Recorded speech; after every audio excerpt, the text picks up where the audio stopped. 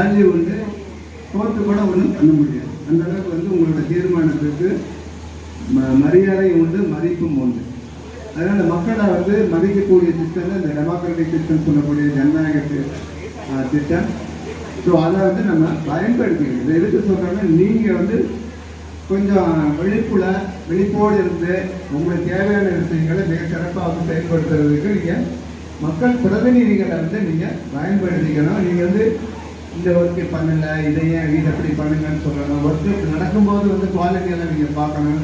Road போட்டாங்கன்னா எனக்கெல்லாம்னு இருக்கக்கூடாது. அதாவது இவங்க தானே போடுறாங்க, நீங்கள் வந்து குவாலிட்டி ரோடு போடுறாங்களா, குவாலிட்டியாக வந்து பில்டிங் கட்டுறாங்களா அப்படிங்கிறது நீங்கள் பார்க்கணும். நம்ம பார்க்க ஆரம்பித்தோம் அப்படின்னாலே ஆட்டோமேட்டிக்காக வந்து கான்ட்ராக்டர்ஸ் எடுக்கக்கூடிய கான்ட்ராக்டர்ஸ் வந்து சிறப்பாக பண்ணுறதுக்கான வாய்ப்புகள் இருக்குது. எந்த விஷயமா இருந்தாலும் அரசாங்கம் செய்யக்கூடிய செயல்களை அது சரியாக இருக்க திட்டங்கள் எல்லாம் சிறப்பாக உங்களுக்கு சேருதா அப்படிங்கிறதுக்கான 130லேருந்து 150 சென்டிமீட்டர் வரைக்கும் மழை பெய்யணும்.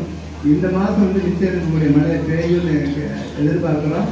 மக்கள்கிட்ட பேசிட்டு இருக்கும்போது விவசாயிகள் என்ன சொன்னா, இந்த வருஷம் வந்து பரவாயில்ல சீராக மழை பெய்யறதுனால எங்களுக்கு பெருசாக பாதிப்பு இல்லை. அதனால வந்து கிரவுண்ட் வாட்டர்னு சொல்லக்கூடிய வந்து நம்ம தண்ணியை வந்து இங்கே வந்து தேங்கி பயிர்களுக்கு வந்து சேதாரம் இல்லாமல் வந்து எங்களுக்கு இருக்கு அப்படிங்கிற மாதிரி ஒரு விவசாயி வந்து தன்னுடைய கருத்தை சொன்னார்.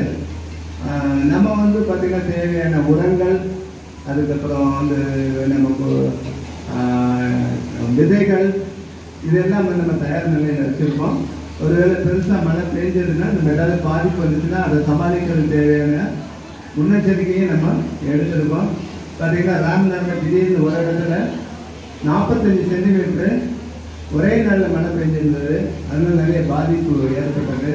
இப்போது முன்னாடி பார்த்திங்கன்னா கடந்த ஆண்டு பார்த்திங்கன்னா நமக்கு தூத்துக்குடியில் நடந்தது. அதுக்கப்புறம் சென்னை ஏரியாவில் மழை பெஞ்சது. நமக்கு 2022 வந்து பெருசாக சீர்காழியில் மழை பெஞ்சு முதலமைச்சர் வந்து பார்வையிட்டு அந்த நிவாரணம் வந்து